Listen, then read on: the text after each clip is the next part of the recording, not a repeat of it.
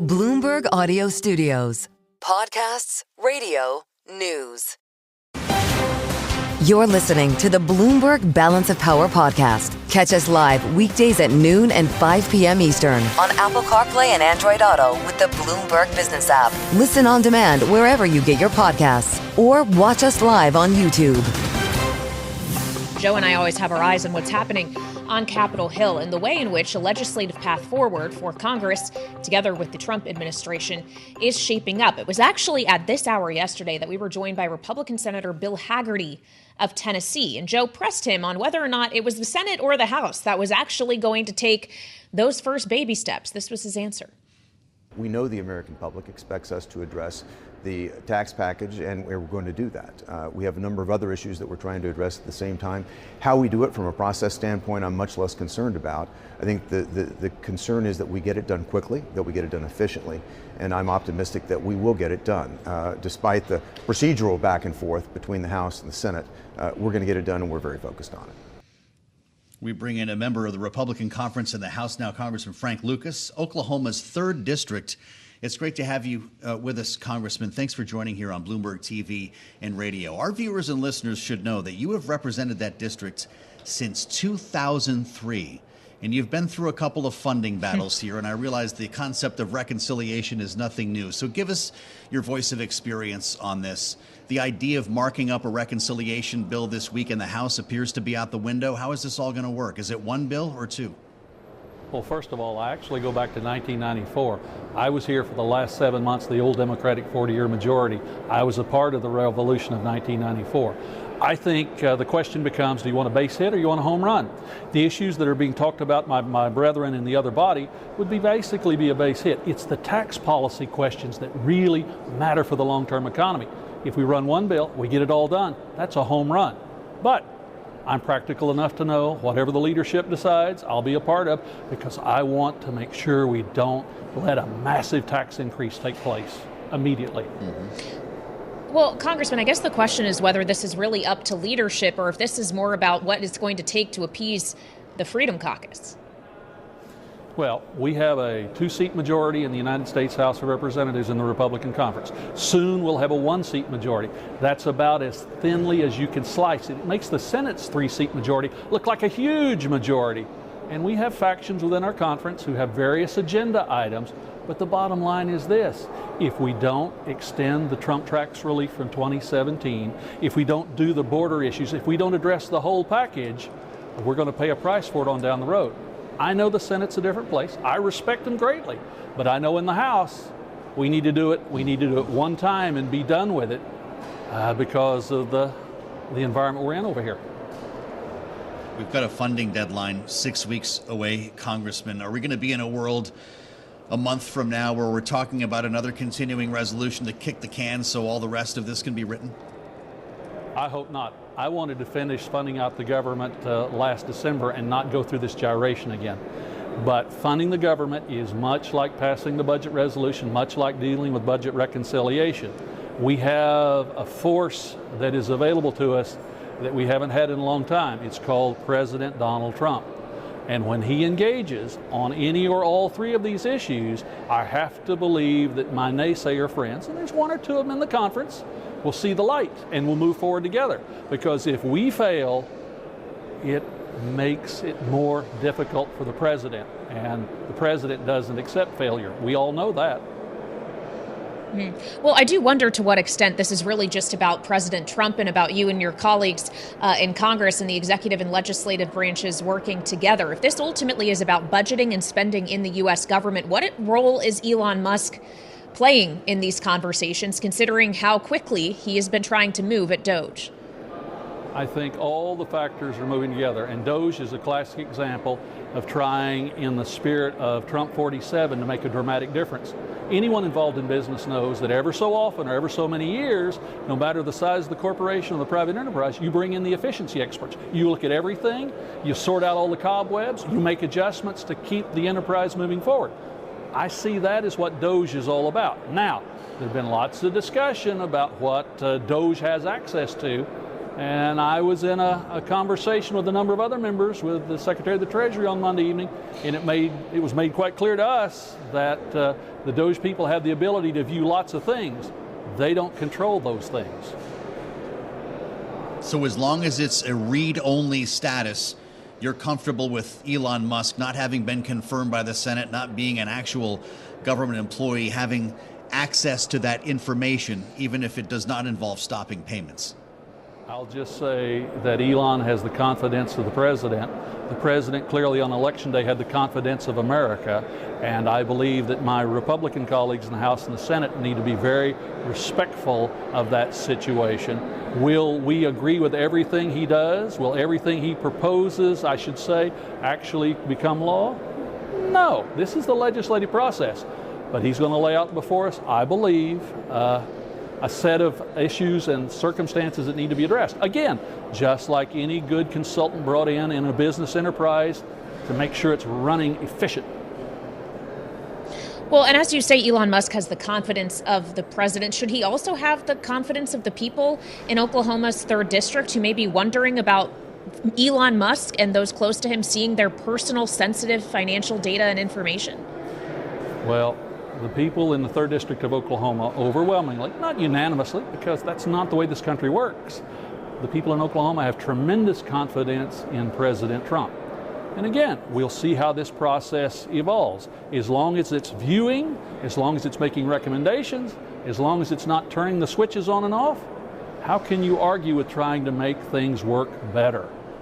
Now, along that lines, I'm a part of a task force dealing with the Federal Reserve System and Treasury's liquidity issues to try and make sure those issues work more efficiently. If it involves closing a federal agency, however, and that could be USAID or the Department of Education, we're told, is the next target, Congressman, does the House of Representatives, does the legislature need to have the final say on that? I'd say ultimately we will have the final say on whatever happens, because all of the actions so far have been challenged very aggressively in court, all the executive orders. That's regular process, that's regular order. We'll work our way through that. Ultimately, good recommendations, even if the courts stop the executive orders, we'll still have the ability to legislatively address that. Now, we have a simple majority, 1 seat in a few days, maybe back to 3 seats or 4 seats by the summer. The Senate still has that 60-vote cloture rule to deal with. Again, that's why we need a budget resolution and reconciliation, and not just 1, but maybe 3 reconciliation bills in this calendar year to move legislation. This is not a checker game we're a part of. This is a chess game, and we have to be prepared to move the pieces carefully to accomplish what needs to be done. 3 bills would certainly be something to behold. Congressman, you mentioned that you are leading this new task force on monetary policy and Treasury market resilience. Have you had a chance to speak with Fed Chair Jay Powell, or will that wait until he testifies before the Financial Services Committee next week? Well, I'm having ongoing conversations with a lot of people on a regular basis, and we are working with Chairman Hill, who chose to create this, and I appreciate the opportunity to lead it, and the members who've been named to the committee, as we work through all of this. Bear in mind, it's not just a review of monetary policy and the Federal Reserve System. We're not going to argue about interest rate setting. It's the policies and the laws since 1913 that make this process what it is. But we're also looking at Treasury's ability to keep the debt, the bonds, the bills, the notes moving. And in the last, 20, 30 years, we have half as many market makers as we used to have, but yet we're moving 8 times as much paper. One bad Treasury sale sets off repercussions that my folks back home don't even have a clue what the net result will be. That's what we're looking at making sure does not happen, a fluid, liquid, rational market and government securities. Well, we look forward to hearing more about how that work develops. Republican Congressman Frank Lucas of Oklahoma joining us live from Capitol Hill. Thank you so much. And I believe kind of throwing out a new number in the reconciliation 3? bill conversation. Not 2. Just 1 or 2. 3 bills? We'll be here for it if that happens. Yeah, and our political panel will be as well. Our signature one at that. Rick Davis, Stone Court Capital partner, and Jeanne Zaino, senior democracy fellow at the Center for the Study of the Presidency and Congress. Rick, as we're all here playing the 1-2 game, should we be throwing new numbers into this equation?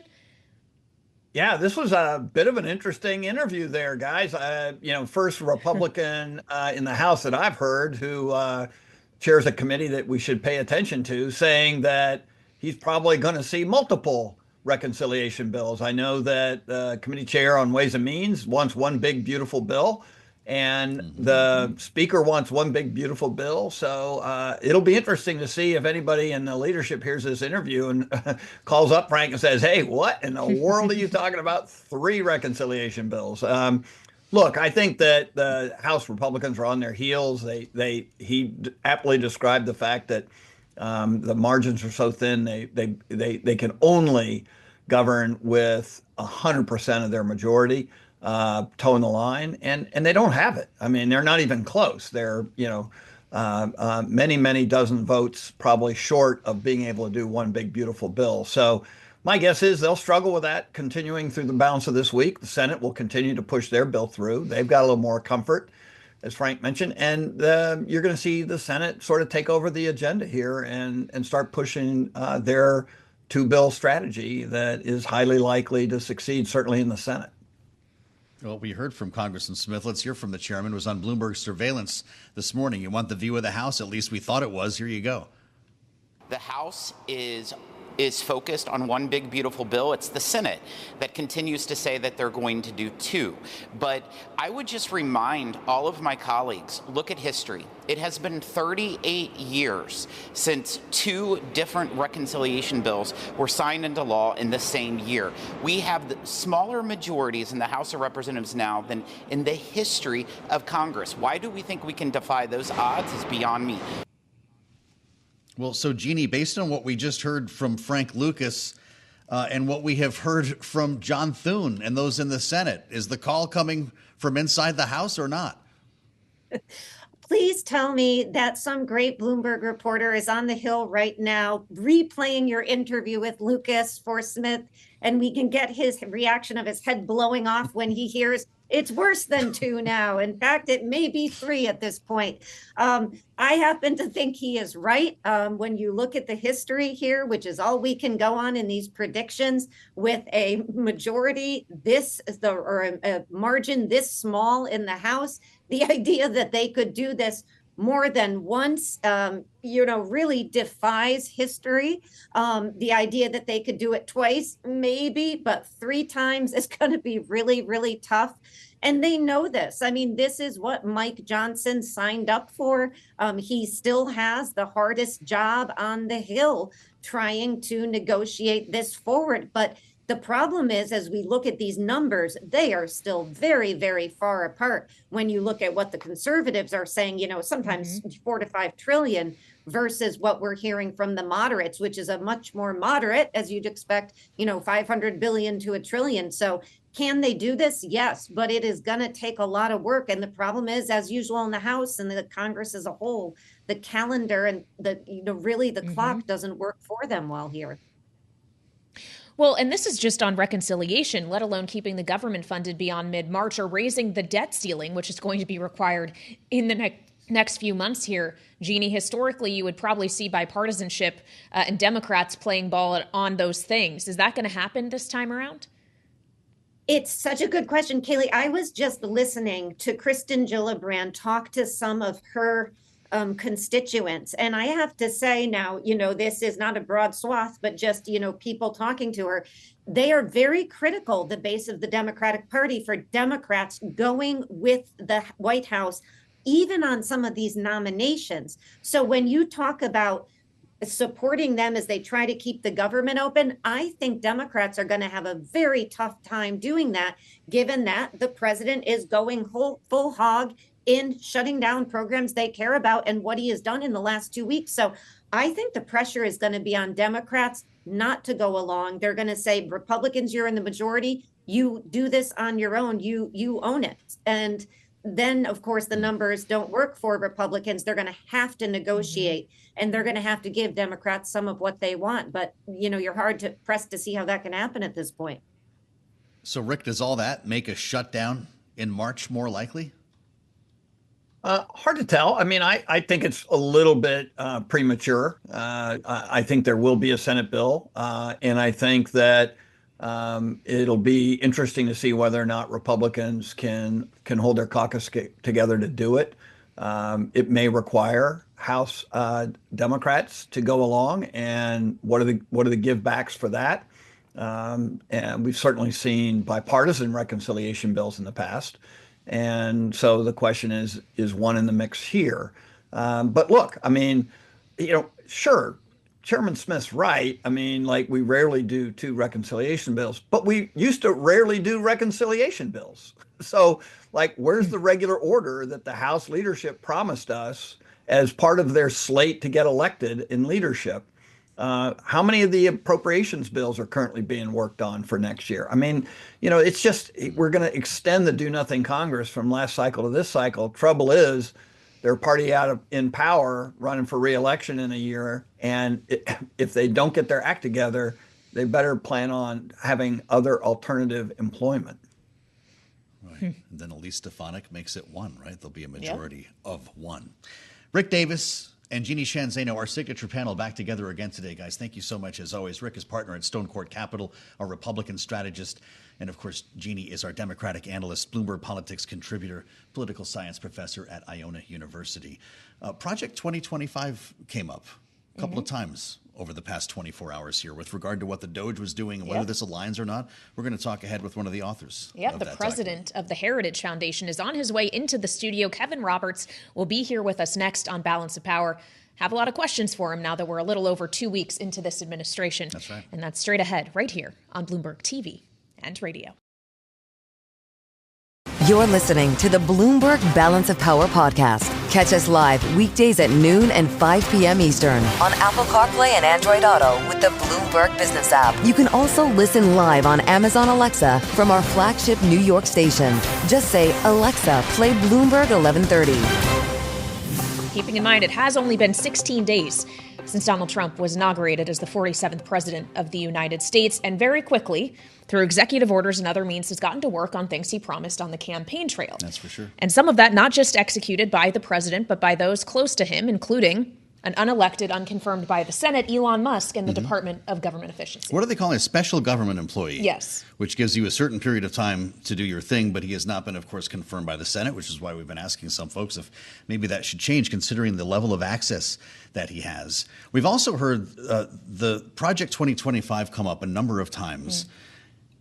The thought that it was a roadmap for what we are seeing now, because this was a team that was ready. You talk about flooding the zone, hundreds of EOs. He's going to sign another one later today, not to mention some of the sort of proposals that we've heard the president float here, which is why it's a great opportunity to spend time with Kevin Roberts. He is back with us here on Bloomberg TV and radio, the president of the Heritage Foundation, one of the authors of that document, the pride of Lafayette, Louisiana. It's great to see you. Welcome back. It's kind of you to say that and kind of have me back. It's by all means. So I'm curious to hear a lot of stuff from you today. Number one, how you're dealing with the fire hose, the shock and awe here. Is this what you foresaw? And to the extent that you're kind of squinting your eyes, looking at the campaign and looking at the new administration, the document that you crafted has quite a bit in common with what we have seen over the past couple of weeks, hasn't it? I look at this as a historian. I was educated as an early American historian, and I'm hard-pressed to think of another American president who has started with this pace. It really is, from a conservative policy point of view, to your question, Joe, shock and awe. To be clear, President Trump and Vice President Vance deserve 100% of the credit. It is those two men and the great men and women they've assembled, I think what will be the greatest cabinet in modern American history, who deserve all that credit. I think the conservative movement, to your question, understood that we needed to be much better prepared in serving this president than we were the last time. And to the extent that any of us, whether it's us at Heritage or a million other conservatives, had some tiny role in suggesting a menu of options, that's fine. We've done that at Heritage for 45 years. We'll do it for the next 145. But Trump and Vance deserve credit for this moment.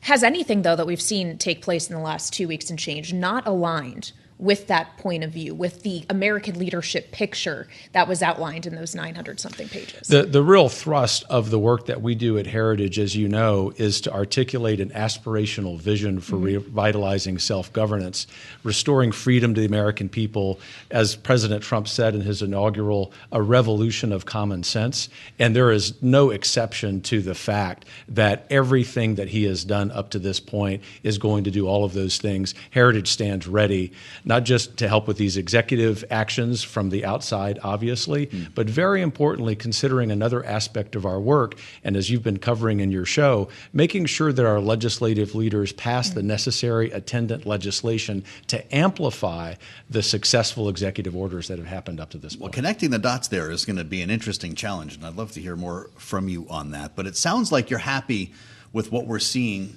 from Elon Musk, this individual who has been thrown in the middle of this whole thing. A lot of people in the first Trump administration and now the second said they voted for Donald Trump because they wanted somebody to come to Washington to break it. I don't know if that kind of creative destruction or whatever you call that sounds like the right answer to you, but is Elon Musk, is the richest man in the world, the guy to do it? Creative destruction is precisely what Washington needed, and we are celebrating at Heritage the first phases of the unearthing of the grift and corruption that has happened in this city that, of course, is bipartisan, but a bipartisan problem, but also is something that for all of us who want transparency, regardless of our politics, it's a good thing that happens. And I think that in addition to the creativity that Donald Trump himself brings to the office, the innovation the vice president brings to the office, that having someone with the success of Elon Musk to be a partner in this is really good. And I find it sort of comical, not suggesting that you were saying this, Joe, that all of the chatter, say, from House and Senate Democrats about Elon being unelected never was observed about George Soros or Alex Soros. And they, of course, with their creative destruction, have actually destroyed American institutions. The Trump-Vance revolution that's 2 weeks in is actually restoring those. Except that there is congressional constitutional roles in things like appropriations that it does seem Elon Musk might be stepping on in his blanket, say, push to unauthorized USAID, get rid of the agency or move the agency, which is something that usually would take a congressional act. Do you not see lapses with what is in keeping with the U.S. Constitution and what is happening here? No, I don't see lapses. In fact, I see the opposite. I see that what Musk and Trump and Vance are doing is correcting what have been lapses by the radical left, actually worse than lapses, I dare say, intentional desires to totally ignore the Constitution by creating a fourth branch of government, the administrative state, that sees as itself more important than any president of the United States. And all of this is a corrective to that. But to the heart of your question, there also has to be a legislative season. And that legislative season is going to be much more successful if the House and Senate, as we heard from on your show from one important figure here, Jason Smith, gets going on the substance. At Heritage, we're agnostic about the number of bills it takes to get this done, but the sooner they can deliver on closing the southern border, on ending the ridiculous overregulation of the American economy, on extending the Trump tax cuts, I think the more that we will see these dots being connected. How about cutting spending in that reconciliation plan? We had heard a Freedom Caucus that wants $2 to $3 trillion to emerge out of this bill. Steve Scalise came out of a meeting last night saying it's $1 trillion. Are you about to be disappointed on this number with a Republican majority of 1 in the House? I think that it's a very difficult mathematic problem in two ways, as you know. Not just the budget itself, but also the math in the House. And Speaker Johnson and Leader Scalise have their work cut out for them. Having said that, the most important math problem that the American people have is that as the government continues to spend more money than it possesses under both Republican and Democrat administrations, the American people with their own dollars are able to afford less and less. That's the number that that Heritage and all of us are focused on there. We understand that it might take a couple of bites at the apple in order to get this done. The first bite at the apple needs to be the most aggressive so that we can actually change that overspending trajectory. Russ Vought, who, of course, you know quite well, tomorrow night is expected to be confirmed by the U.S. Senate to be the new OMB director. And given what already has taken place at the OMB in the last week and change, the lawsuits that have followed from confusing messaging around a funding freeze, are you worried that he's inheriting a bit of a problem right when he steps into the job around that ongoing lawsuit, around the needing to navigate with Elon Musk and the Doge as well? What is he walking into? Great question. I know Russ Vought very well. He's one of the great statesmen of our age, and I've never seen any problem, any dilemma that Russ is not up to the task for. Having said that, I think what he's walking into is a tremendous opportunity to correct the over-regulation, the overspending, particularly of the last 4 years, but also of the last several administrations. And not only is Russ up to that task, but I think as I would argue members of both political parties in Congress see Russ and his team in action, they will see that all they're doing is delivering on the will of the people with a sophistication and intellect that probably has not been in that office until the last time Russ was OMB director. Has he been talking with Elon Musk? I wouldn't want to have to fit in the same room as Elon Musk. We've already seen an executive order stopping federal grants, federal aid. People at USAID have been put on leave. If you're running OMB, don't you need to have some say in this?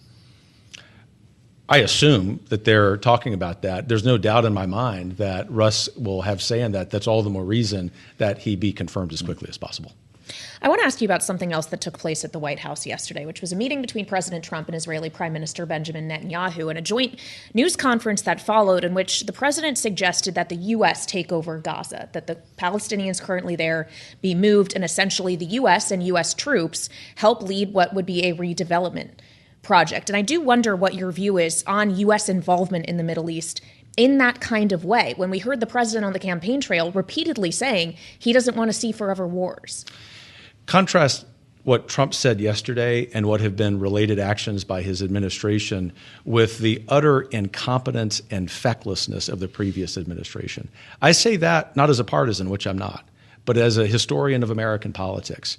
And the contrast could not be more beneficial for free people on the planet, all free people on the planet. Palestinians included? Absolutely. And I think what we're seeing from Trump with this comment yesterday about Gaza is the reinsertion of the American presidency and of America generally as having moral clarity in that region and around the world.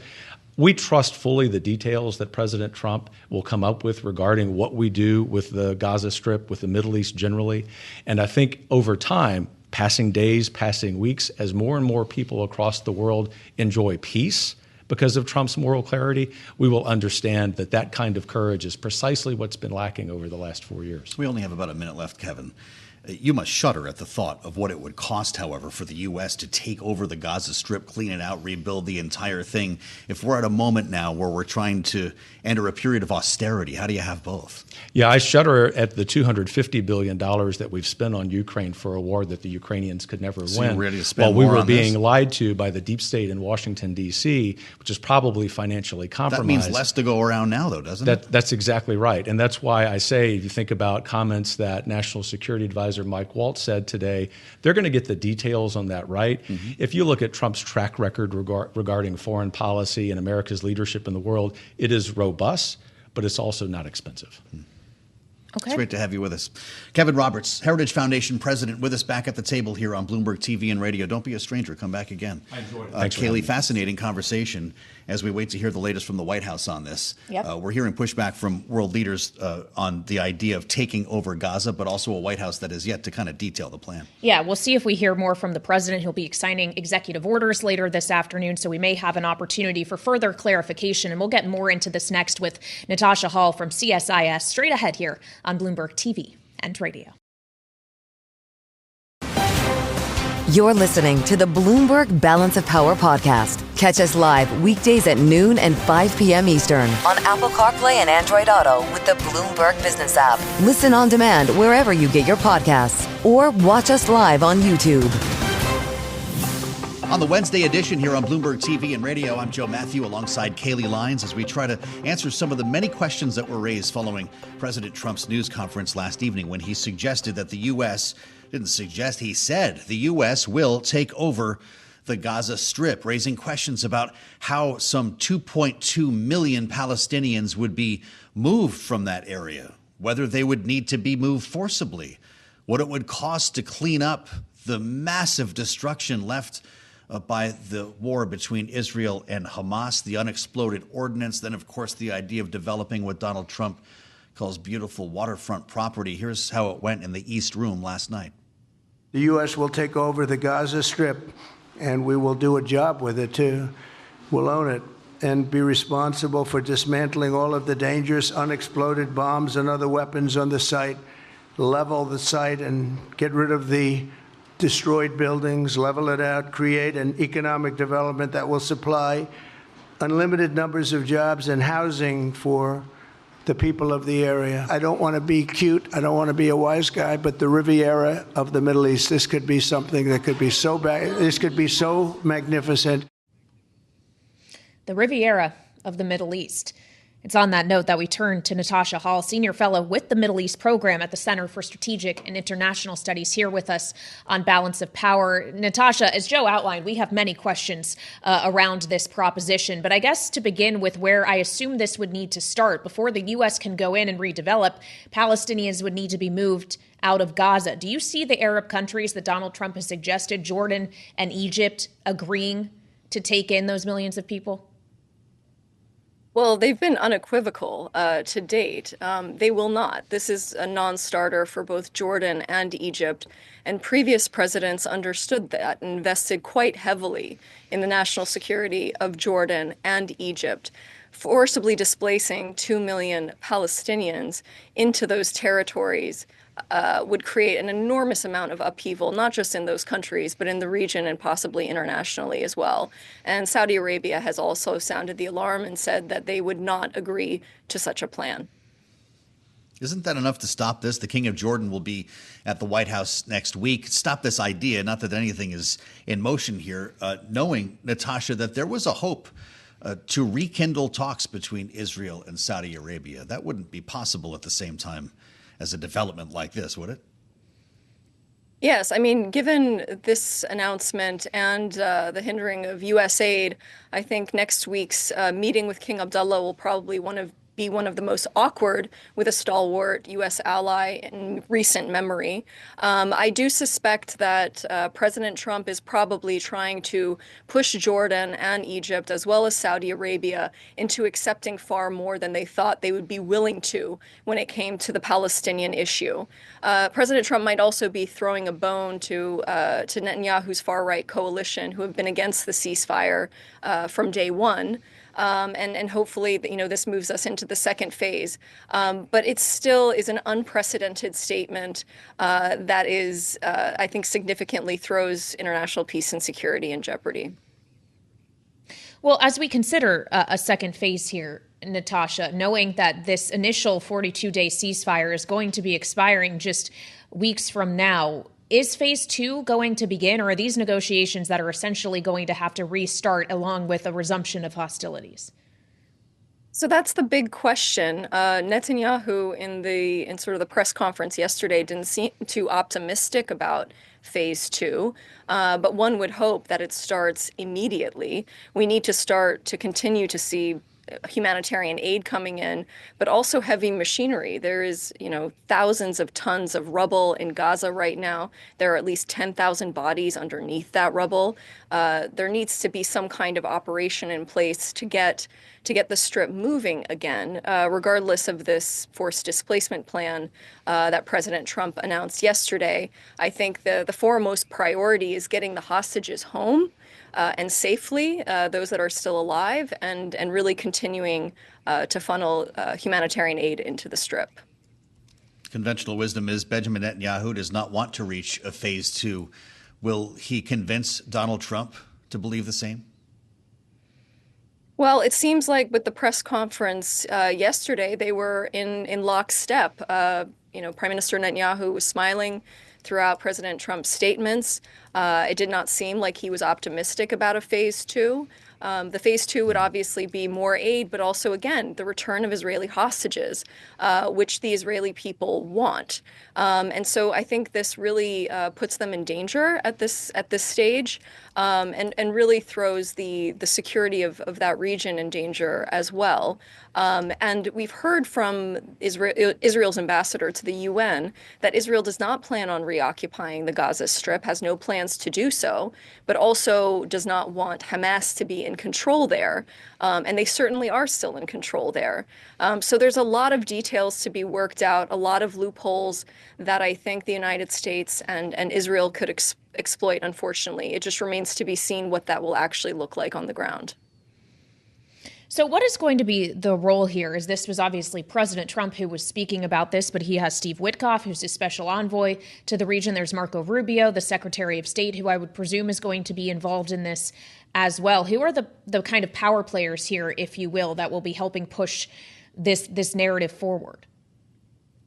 Yeah, I mean, that kind of remains to be seen. Many of the people that we thought would be in the administration are not going to be, but clearly Witkoff will play a major role in this, as he has with ceasefire negotiations in the past. Mike Waltz, the National Security Advisor, will also be moving things forward. And I assume Mike Huckabee, who is, will be the Israel's ambassador there as well, will be pushing many of these things forward. The question is, how is any of this going to happen when U.S. aid has essentially been shut down, which is sort of the other piece of this puzzle, when U.S. funding to UNRWA has also been shut down as well, because that is essentially part of the second phase and the third phase of the ceasefire arrangement. Much has been said in the last 24 hours following that New York Times report about Iran trying to advance its way to an atomic weapon. Will there be a preemptive attack against Iran's nuclear program? So many sort of security analysts are saying that the window to do this, when Iran's air defenses are down, is probably about 8 to 9 months. So I think if we do see some kind of premeditated preemptive attack on Iran's nuclear program, it would happen within that time frame. So many of us are holding our breath to see if that does in fact happen, because it is the potential is definitely there with the maximum pressure campaign that President Trump just ordered restarted, and with this recent meeting with Netanyahu as well. Well, so if the pressure is there, Natasha, do you see a greater likelihood that that happens under this administration compared to the conversation we were initially having with the Biden administration, encouraging Israel not to preemptively attack in the wake of Iran's second attempt to hit Israel directly? I think the potential is much higher during this administration. I think President Biden wanted to avoid any kind of Israeli-U.S. attack on Iran. But with this administration, really, who knows? I mean, every day we're waking up to a new reality. It could be just President Trump's bluster in order to get a new deal with Iran that is more advantageous to Israeli and U.S. interests. But that remains to be seen. And undoubtedly, I'm sure it creates a lot of vulnerability for the Iranian regime at the moment, too. President Trump said yesterday in the Oval Office that if there were an attempt on his life by Iran, it would result in total obliteration. What is the purpose of saying that out loud? I mean, I think it's the same purpose as he's been saying many of these things out loud. I don't think Iran would ever try to assassinate President Trump. At the end of the day, they are a pragmatic actor, despite their errors. But I think that this was essentially saying that everything is on the table if Iran tries to do something, and that the U.S. would, work with allies in the region to inflict maximum punishment on Iran if necessary. Why he alluded to the assassination, I have no idea. Maybe just speaking to his base and his audience. Mm-hmm. Well, when we consider Iran specifically, and those who have aligned themselves with Iran, or at least do have a relationship, thinking here of China, Russia as well, I guess, is typically included in what's frequently described as this axis of evil by people we speak to on this program. Natasha, how do you think other adversaries like China and Russia are watching the way in which Donald Trump navigates the Middle East and the kinds of things that he is saying about what is going to happen in the future? Well, back to my original point on international peace and security, the way that President Trump is talking about Gaza right now, it harkens back to colonial days. And it certainly gives Russia and it gives China an excuse to go after its colonial ambitions. So the near abroad for Russia, including Ukraine, and for China, Taiwan and the South China Sea. And so I think that is the danger of using this kind of rhetoric, even if he doesn't plan to actually implement it in any way. It's quite dangerous for the world order more generally. The world order that the United States was instrumental in creating after World War II. If we go away from that and towards just real estate deals, I think it portends a very scary future indeed for all of us. He was asked if he plans to visit the region. President Trump said that, yes, he would like to visit Israel as well as Gaza. How would a presidential visit be treated on the Gaza Strip? Well, I think poorly. There would have to be probably unprecedented security for President Trump. It's unclear why he would do that. I would welcome him to go to the Gaza Strip and see the kind of destruction that is there, but also talk to the people that have suffered through that destruction as well. He said that, Gaza is hell and it's unlivable and all of these things. But there's a reason for that because of over 15 months of devastating war. And so, there needs to be reconstruction, but there needs to be reconstruction for the people that live there as well. And so, I suspect there will not be a warm response for President Trump in Gaza, but I do hope that he actually, connects with people on the ground. Natasha, it's always great to spend some time. Natasha Hall is Senior Fellow with the Middle East Program at the Center for Strategic and International Studies, CSIS. Thanks for listening to the Balance of Power podcast. Make sure to subscribe if you haven't already at Apple, Spotify, or wherever you get your podcasts. And you can find us live every weekday from Washington, D.C. at noontime Eastern at Bloomberg.com.